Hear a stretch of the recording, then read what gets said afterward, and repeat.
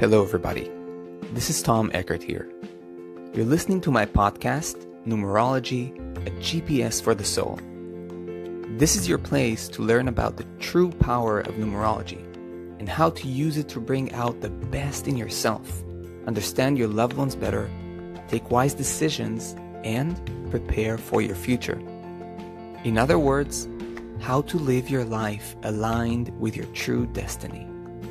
Take your time to educate yourself and share these podcasts with your friends and family so they too can enjoy the great benefits of numerology. Enjoy!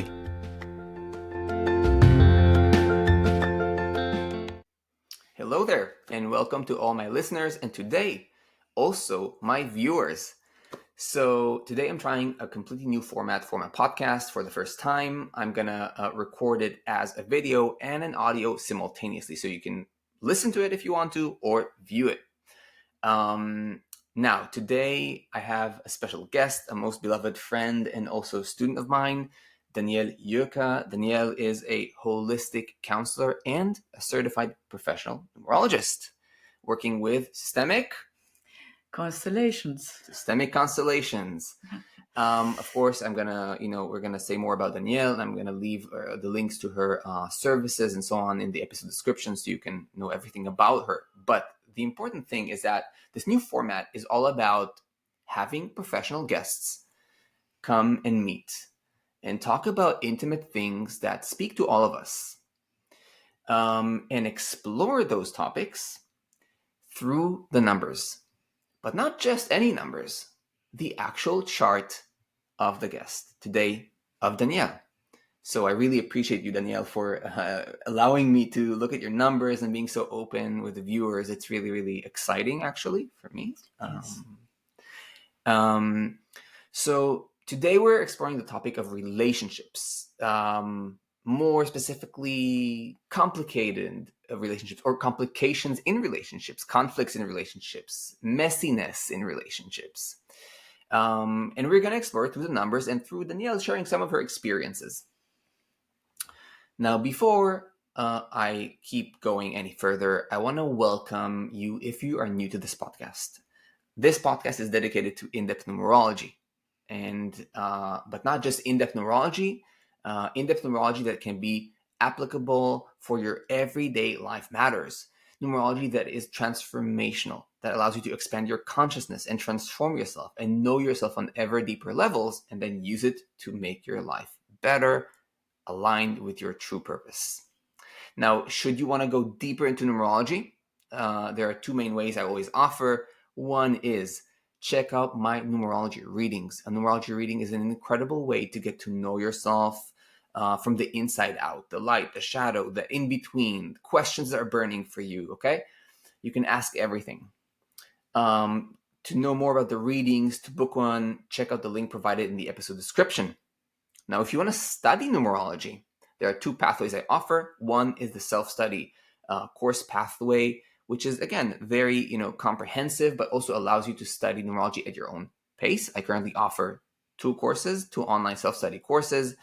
And you can study them on your laptop, your mobile device, and your tablet.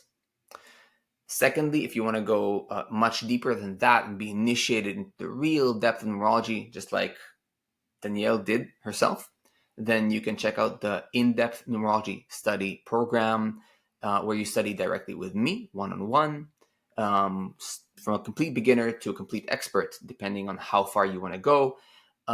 Check out both study paths. The links are provided in the episode description.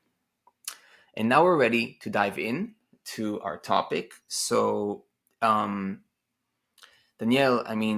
in preparation to today's episode, you told me something very beautiful about, first of all, I'll just say, Danièle has a life path 11-2. Mm-hmm. Boom! We threw the first bomb into this conversation. I'm going to have her chart right here in front of me on my tablet. Mm-hmm. You told me something about, being seen, heard, something along these lines, but I want you to tell our listeners and viewers what it was all about. Yeah, I think boom is really one of the right descriptions for it. So what came to me is that when I had my very first numerology reading with you, actually here in the room In Berlin, the next other to here room, in Berlin, yes. next to here, because what we didn't say is that Tom and we are neighbors. I live just down the road. Right. And so what you told me in this very first reading, which was also for me the uncovering and revelation of my core number, and which is, as we said, the 11-2, was that you made me aware that relationships were going to be a main topic in my life. And then I didn't know too much about, master numbers, the 11-2, which I think adds just another layer to the whole, call it, challenge. Right. And what had happened in my life is that I had always had this longing and for deep, intimate relationships, and this is a part of myself that was only met very late in my life, and maybe also increased through the fact that I was beginning to understand myself better. Yeah, I was always longing for not only deep and intimate relationships, but also for authenticity, for truth, which is the 11 of the 11-2. Very fitting, yes. Yeah, of the master number. And and after this first reading, where I will always remember like being seen through my numbers, my tears started to roll down my cheeks, and it was such a big relief to understand where this struggle I had during all the years came from, and that there was nothing wrong with me, but Right. it was just my path, my life path, yeah. And that my life path was something to be learned, to be developed, to be digged in, to be what else, to be really that was something I needed to grow into. Yeah, and if I And may chime in, yeah. it's super. I think it's just beautiful to mention this point that you see someone with a life path number 2 or 11-2, and whoever has a master number has both numbers. Sort of wrestling with a particular topic of intimacy and relationships, and that's the whole point. Like, the life path is not a ready-made product. And I think that's what's so important for all of us to understand here, that you're coming into this life with like a 2 or an 11-2 life path, and you're expecting it to be, hey, but like I'm supposed to be really successful in relationships. But actually, our life path is a work in progress. That's your main lesson. Naturally, you're going to explore relationships in many ways and from many angles. So it's very natural to have like this sort of sense of dissatisfaction as well, that you have to go through until you find something else. But we'll explore it deeper. So you were in the middle of something. So what happened is that I was always looking for a partner that would meet me in this spiritual longing I also had, and at the same time, I used to love really, really deep conversations about everything.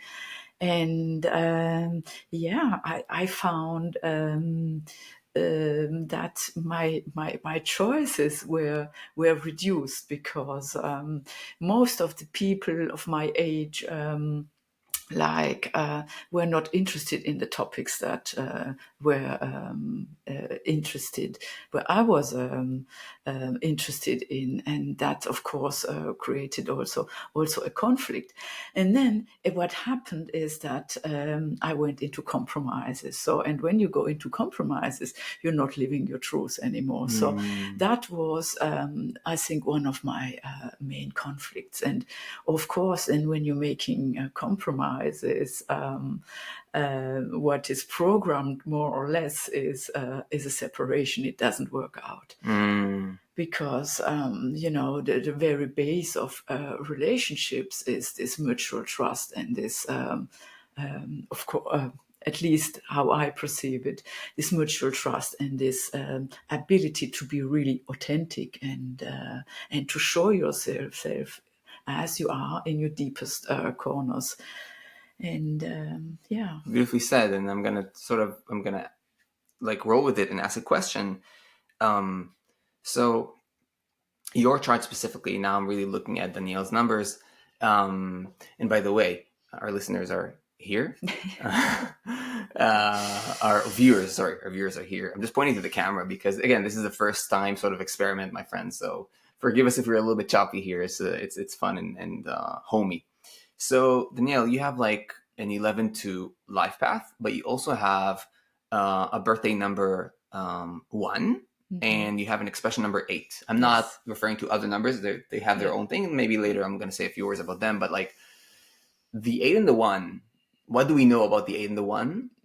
Yeah, well, they're in comparison to the 2, they're masculine numbers starting with, which is completely different. Like a completely different, right? Like a different vibe, a different... completely different energy, and they are everything else but sensitive and gentle and sweet.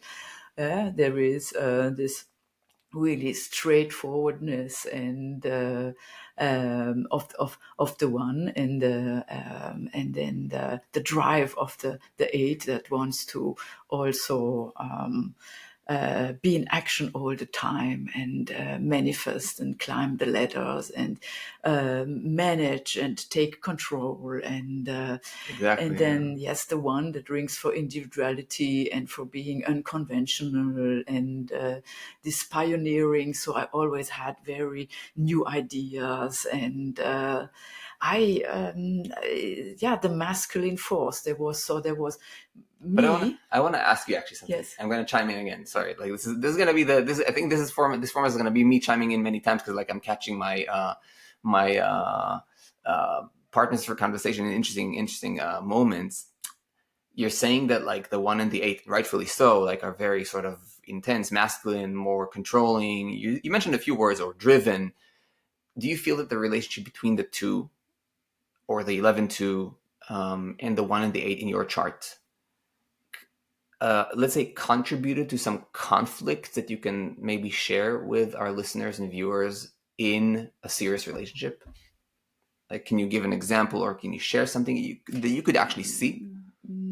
Yeah, of course. The main topic was always that like this sweet and sensitive core of the 2 was always more or less suffocated by the 1 and the 8. So leading to the fact that what people would perceive from myself in the outside or potential partners was the strong 8 and the 1, and not the sensitive core. Interesting. Yeah. So it's like something this is something you displayed more, like, because it makes sense, like, because the 2 is sort of like, it's very intimate to you, but then again, like, it's a little bit almost like a shield or a display window or a facade, or like something, right? So you said that was a little bit more the front, like the 1 and the 8 somehow, to an extent at least. Yes, yes, definitely. I think it was twofold, because not myself also not knowing this or not being able for a long time to recognize this sensitive core, I also identified more with all the masculine sides, and which also in society you get more recognition for Of course. all this masculine side. So it was also a learning for myself to be able to show myself also in my what's the word for it? Vulnerability. Exactly. I heard you. Exactly. Yeah. It's like a thing that so many of us like share. Yeah. I'm sure you do. So obviously projecting this to the outside, I would attract men who or partners who would rely on me and would like give me gratification for this strong part of myself, and as opposed to and then this sweet and tender part of myself was, of course, and the part me longing for so much intimacy, for truth, and for spiritual growth, was never met in a relationship. Wow. That's it's a powerful statement. Cool. Yeah. That's really interesting. Cool in the sense it's like it's really interesting to know and see like that dance between the numbers and how like what we're seeing actually here is like how there's an 11-2, which is also a 2, and the 11, the need for truthfulness and like a deep meaningful relationship at the core is overshadowed by conflicting numbers like the 8 and the 1 with that 2.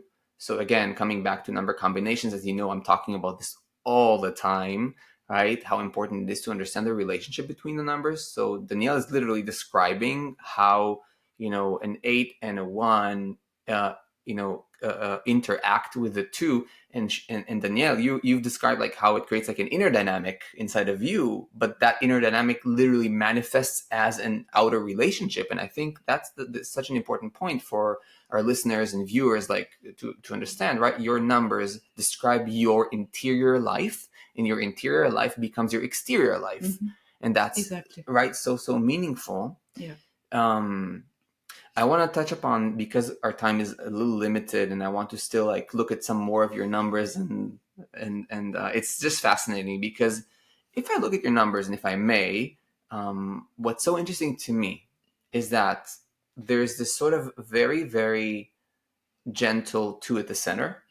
It's partly gentle because, well, as an 11, it's also very powerful. But let's say for a moment there, let's look at it as a 2.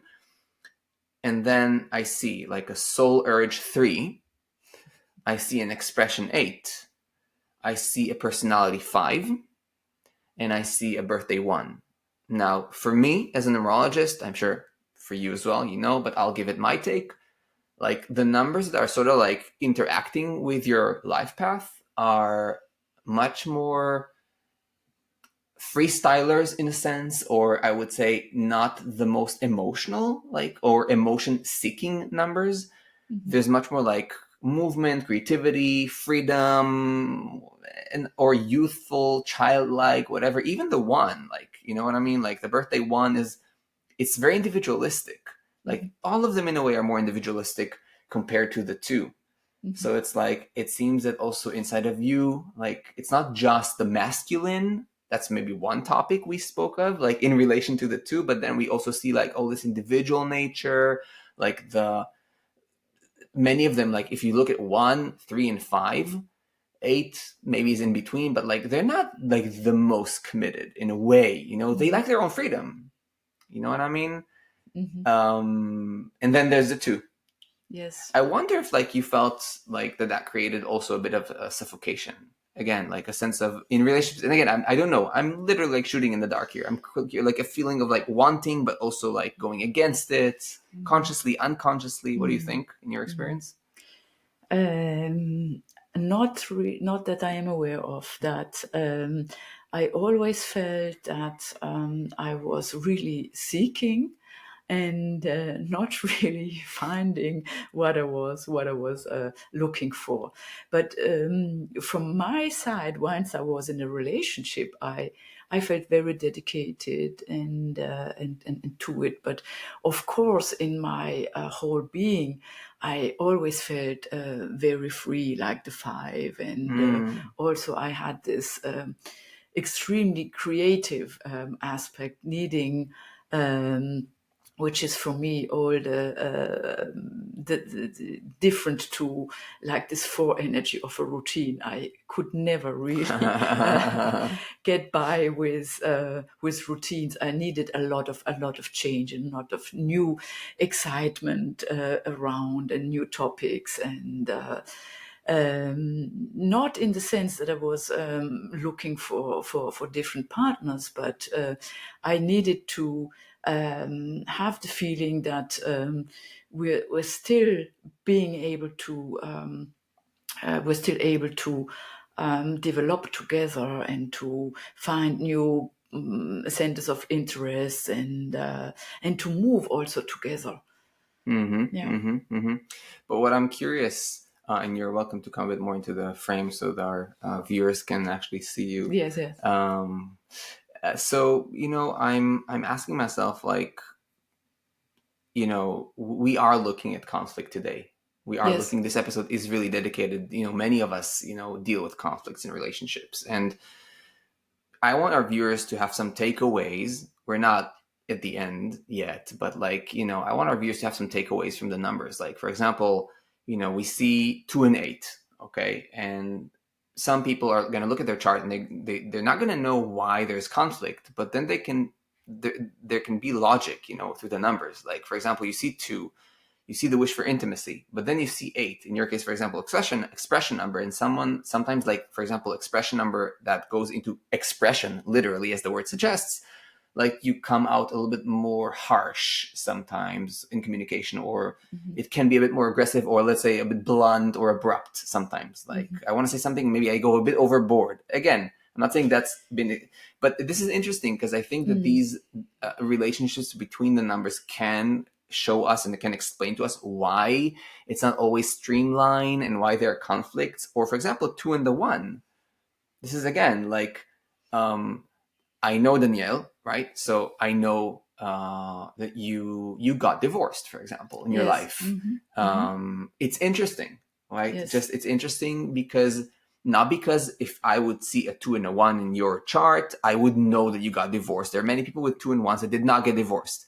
There are also many people with 2 and 1 that did get divorced. It's just, we want to know the potentials. So if I'm sort of coming back to this, can you, like, what do you feel? And of course, I'm sort of really trying to narrow it down because we cannot get to the full complexity of it. But what do you feel eventually made it too difficult, right? That you had to sort of eventually let it go? Because eventually I think it has to do with our chart on some level. You know what I mean? Yeah.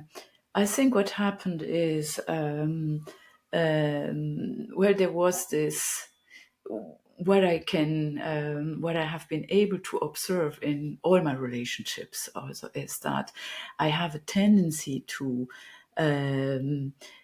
not expressing my truths at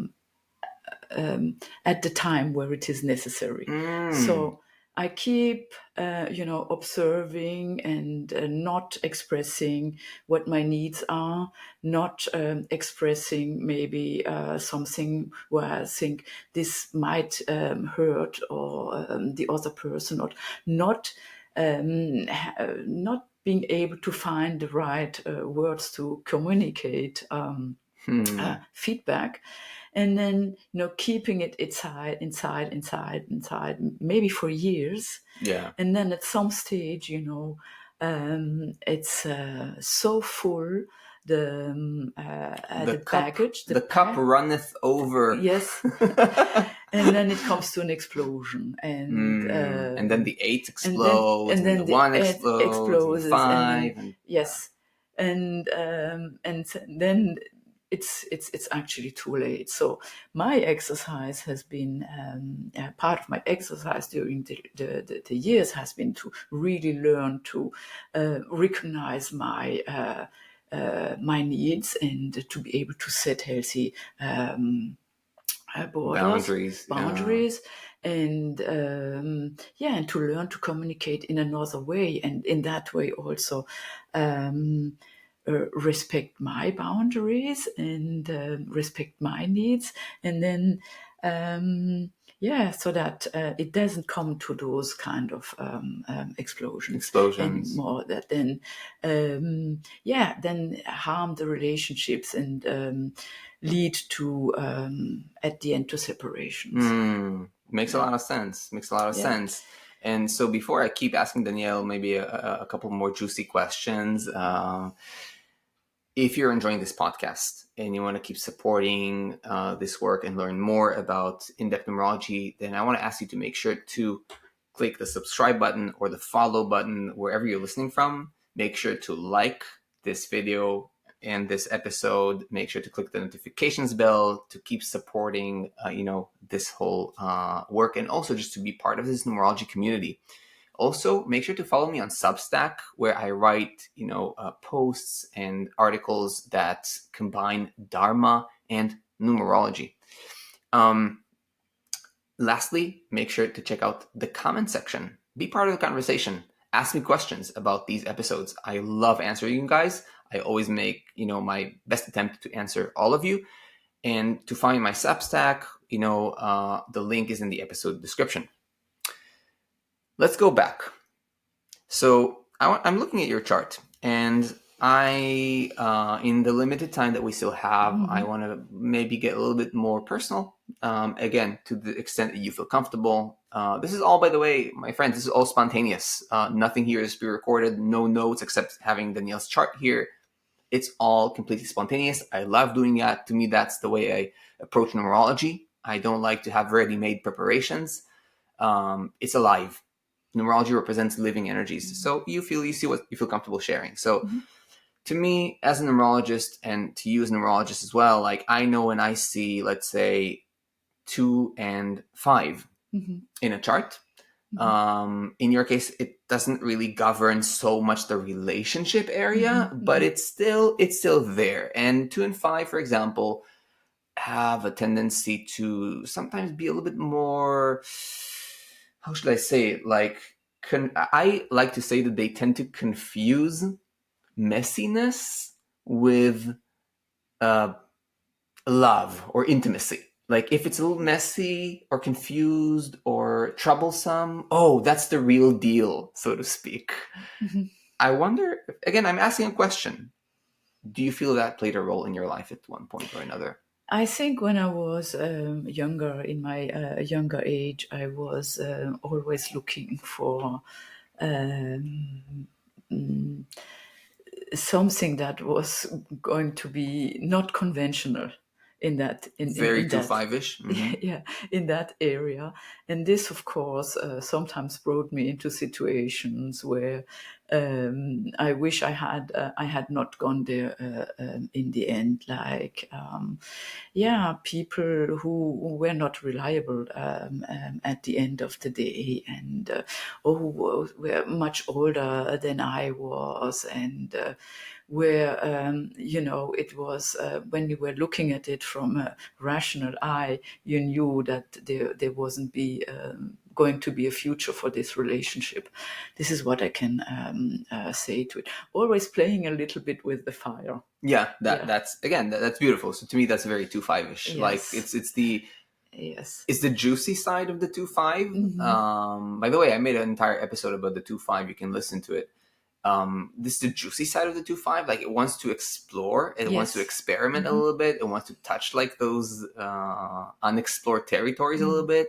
There's something very juicy about the 2-5, but it can also confuse messiness with the real deal. Like, yes, and maybe also this tendency of falling in love with people that were not reachable for me. This can be also a play out of the 2 and the 5. That's true. I think that's true. I agree. I totally agree. It's like something that is like falling in love with something that's like, to begin with, is not like, if you're honest, like, it's not gonna happen. Like, it's not really available. It's not really available. Yeah, that's interesting. Yeah, and then that's interesting. And another thing I want to ask is, again, I'm coming back to like the the 2 and the 8, but to another aspect of the 2-8 before we're speaking about the feminine and the masculine. Mm-hmm. But there's also like an aspect when 2 and 8 are sort of like intertwined. Sometimes they get a little bit like, here I'm gonna, so with 2 and 5 I said like, messiness, and the confusion is messiness and the real deal, like the real love. And with 2 and 8 I think sometimes the confusion can be pain and love, Mm-hmm. can be a little bit intertwined. Mm-hmm. Like somebody, for example, I've seen people in my life with a 2 and 8 in their chart, like in their core numbers, they say, like, for example, their partner can curse them or say really belittle them, say really bad things to them, put them down. And when you talk to them and you ask them, hey, like, why aren't you like confronting them? And they say, no, that's their way to express their love. They're just angry at me. It's fine. It's only because they really want this and that. And I'm like, huh? Like cursing you, putting you down, calling you like really dirty names and stuff like that, that's loving? And doesn't seem like it to me. So to me, like 2 and 8 can sometimes get into these places. Have you experienced that? If you're comfortable sharing, again, or you know what I mean? Yeah, what came to me when you were talking about it is really one experience where the person wasn't talking to me directly, like in, would you say belittling? Belittling ways, yeah, deprecating ways. Yeah, but still it was indirectly, it was hurting, because it was a partner who was openly talking about all the other relationships, yeah, this was not a very an experience that I would like to have again. And in the end, I found it really not being sensitive about a part of myself. Not that I wasn't aware that he had other relationships, but it was just so obvious that there was something going on there that was not not balanced in the sense of being a relationship on eye to eye level. You mean, when you say other relationships, you mean like he was talking about like previous relationships and constantly like mentioning it, not respecting the fact that it might like evoke emotional responses in you, or like respect the boundaries. Like, maybe I don't want to hear about like all your love affairs from before. Exactly. And like sort of like not seeing you again. We're coming back to the 2, the need to be seen, or the need to be like, hey, just be like read the situation, be sensitive. Yes. You not listening, yes. You not seeing your own boundaries there. Yes. They not seeing your boundaries there, because that's in a way the path you need to traverse to learn how to find those boundaries, right? Yes. So that's sort of what you mean. Yes, exactly. Okay. Exactly. That's really fascinating. Mm-hmm. And again, you're in the middle of something. You want to say something? Yeah, I was just thinking about. I was just, it was just very being very insensitive to, I was standing next to it. Not that I did not want to talk with that person about past relationships, not at all. But what is the point to talk about all those other relationships to strangers, or when the new partner is next to it, is present? Yeah. So which I must say, like, and excuse me if I'm sort of chiming in again, but like that's also a form of like a little bit abusive behavior.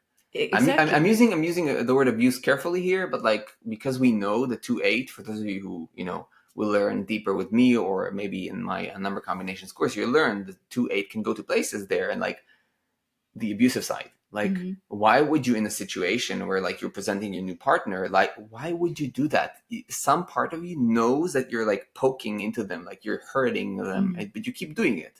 And of course, again, we're not blaming here anyone. This is a path of learning that Danielle's soul chose, like the 2 and the 8. So, right, in a way, you yourself, like all of us, like you had to discover where do I draw the line?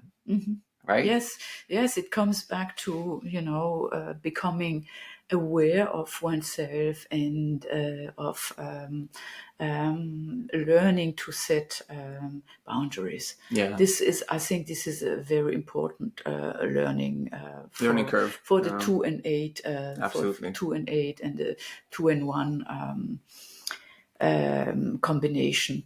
And it is still part of my life. I'm still learning there to really also become aware of my real needs and being able to back them up myself. Yeah, that's beautiful. And I think this is a huge one for like number 2, what you just said. Like to know one's needs and to be able to back them up with all your other numbers that are so extroverted, like the 3, the 8, and the 5, still like the 2 being so central. There always comes this element of shyness. Like Yes, until I do the action that I know I should do, be it external or internal. And I think because our topic is relationships and like the conflicts, like how do I set this straight in the relationship? Like maybe I need to learn to talk about this earlier. Maybe I need to like be more clear, which is of course hard for the 2. In your case, an 11, meaning maybe I need to activate the 11 side of me, like the truthfulness, like the side that says no, and says like, this is not true. Like, I'm not accepting this. So again, the sort of learning curve of the number 2. One thing that also strikes me in your chart, and again, we'll see if we want to unpack this or open this a little bit, but just for the sake of the viewers, because I think it's interesting to explore this topic from different perspectives. I'm looking at Danielle's period cycles.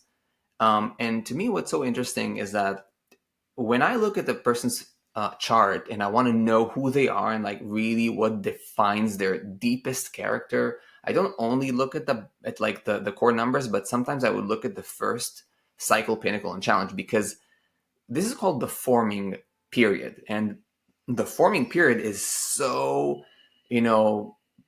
key to understanding who we are as well, because we have been formed literally from age 0 up to like 30 plus, in that atmosphere.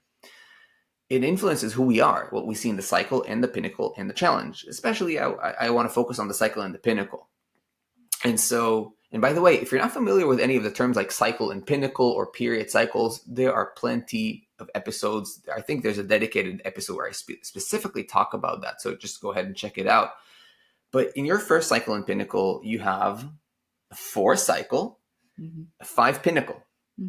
Now, what is that in terms of harmony? Is that harmonious, disharmonious?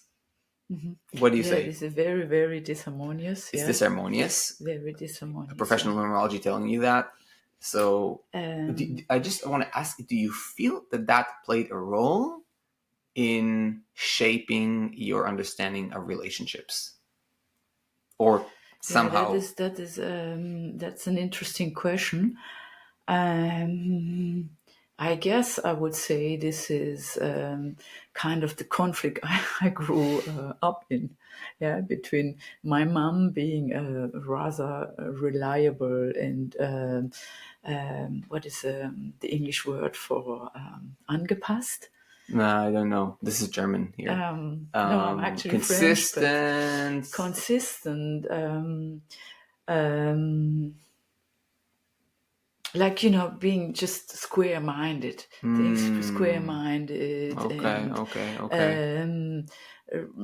Reliable, and my father, who was always a very, very free spirit and rather improvising.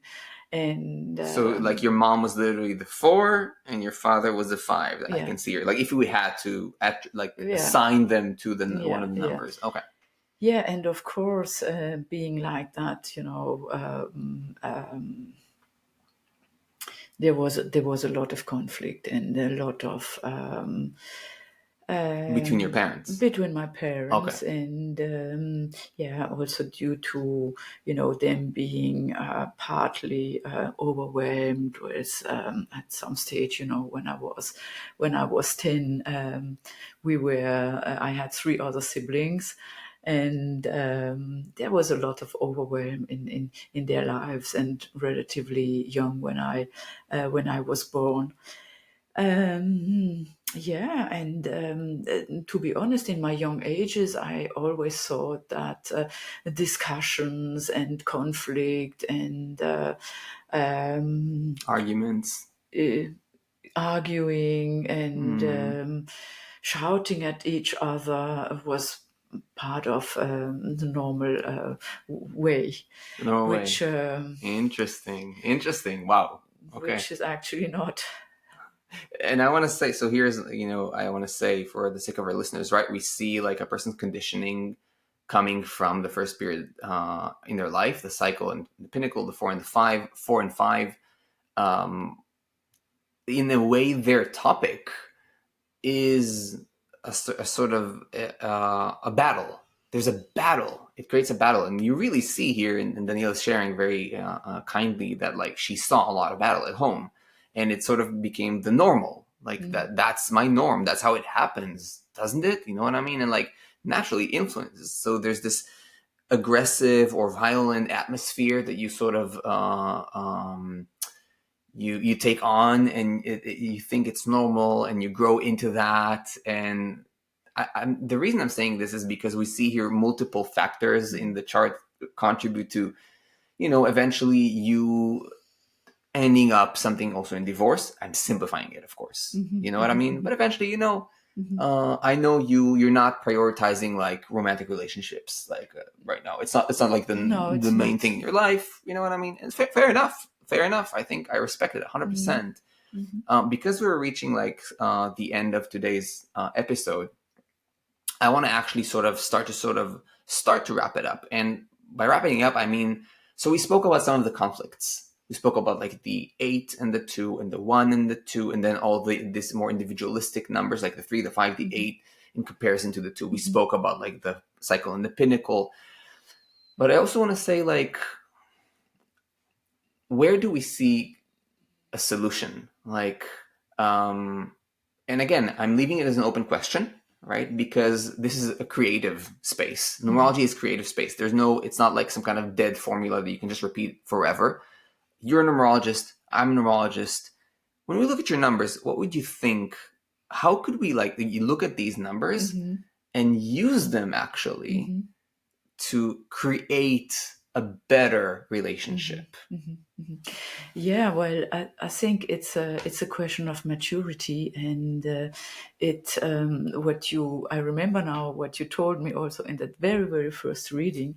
You told me that speaking truth would be one of the key factors for Okay. myself, and now with all my experience, and I would say that for me, for example, and maybe also for our listeners, what is very important And is viewers this time. and viewers is to understand that to not wait too long to speak up, and to express whatever needs to be expressed, and to maybe look for means of being able to express whatever has to be expressed in a way that can be received by the partner. And if I want you, what you said now is powerful. Which number would you tie what you said to? Which number would you connect it? Because it has to be connected to. I want it to connect it to the numbers. Yeah, well, of course, the two needs to say the truth, to speak the truth. Pardon me. It means we're speaking the truth. You know, when one sneezes.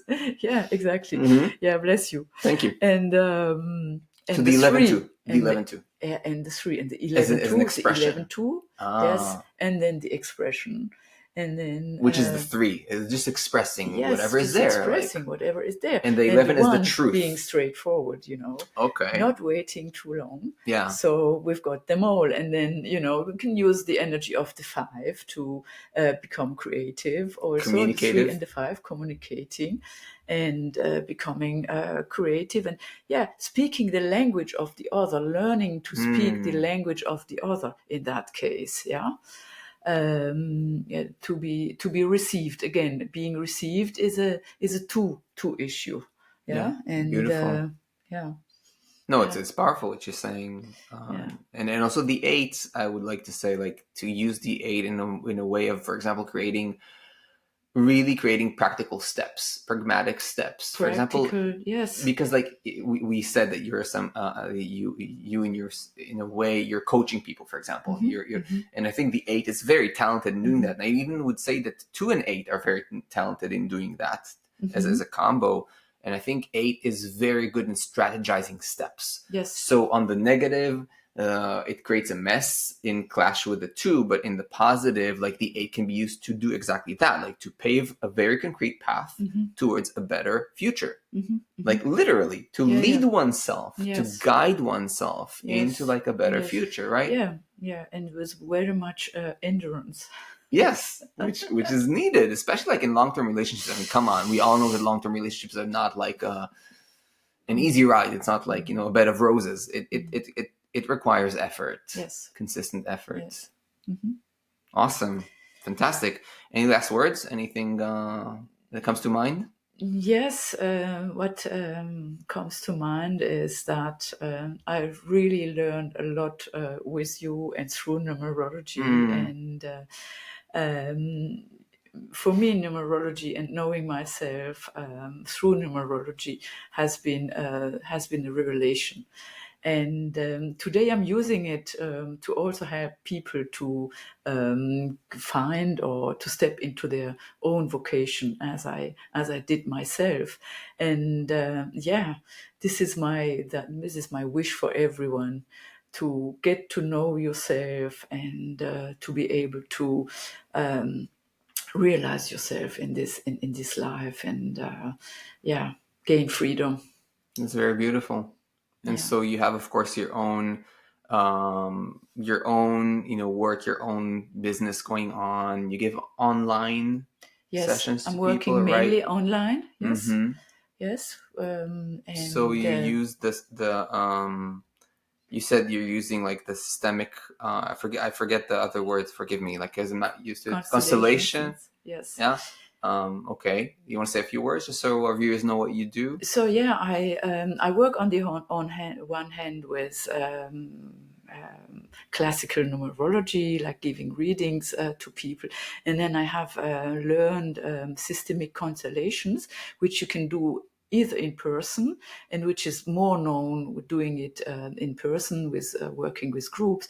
But I have learned to do it online, and I have worked for more than 30 years in a big company, and I'm sort of combining all those 3 methods into a program to help people step into their vocation. So I'm doing a profile within complete numerology profile and searching for really jobs and careers that really match their numbers. And then if we find blocks or barriers in their lives, we can remove them with the help of those systemic constellations. And then I'm helping with the 8 energy to really have concrete steps into implementing maybe this in reality, to be able to find a new job in this in the field that has been revealed by the numerology profiling. Beautiful.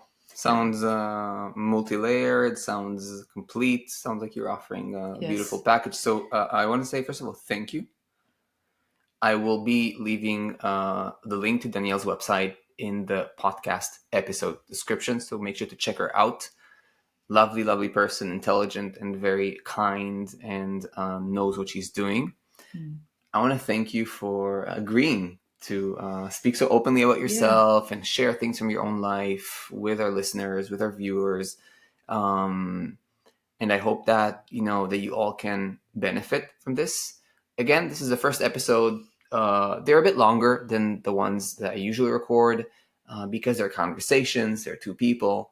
And they are completely spontaneous to make them more alive, so that also the insights that I share or Danielle shared are just coming from the moment, from our actually lived knowledge of the numbers. So I want to thank you also for what you brought into this, and for being willing to put yourself out there. I think that makes, to me, it makes a professional much more reliable. Like, to me, if I know a person is willing to put themselves out there, I say, okay, that's like a real person. Like, they're not pretending to be someone above, the normal folk, and then pretend to be giving a service. To me, I always speak openly about my anxieties and mental health issues and stuff like that, because as a 9/7 that I am, and 7/9/2 in all my chart, yeah, it makes sense. And that, I think, makes me more credible. That's the word I was looking for, right? So thank you. And thank you so much too, Tom. It was really, really a big honor to be your guest, and I enjoyed it very much. And I think it's all about authenticity, isn't it? It is. I'm 100% on that with you. And so, my friends, just to wrap this up, if you've enjoyed this podcast and you want to support this work and also keep learning more in-depth numerology, make sure to subscribe, follow on the, whatever platform you're listening from. Make sure to give a like, click the notifications bell, become part of this numerology community. Furthermore, remember to check out my Substack, blog, newsletter, many interesting, posts about Dharma and numerology. Again, link in the episode description. Remember, check out numerology readings if you want to really explore yourself on a much deeper level than we actually spoke of, today. And then again, comment, ask questions, become part of the conversation. And the last thing I want to remind you is, if you want to study numerology, remember that there are two study paths: the online self-study courses and the in-depth numerology studies with me. All the links to everything I mentioned is in the episode description. My friends, my listeners, and today also viewers, I hope you enjoyed this one. I hope that you benefit from it. And as always, I'll see you in the next episodes. So take care. Bye-bye.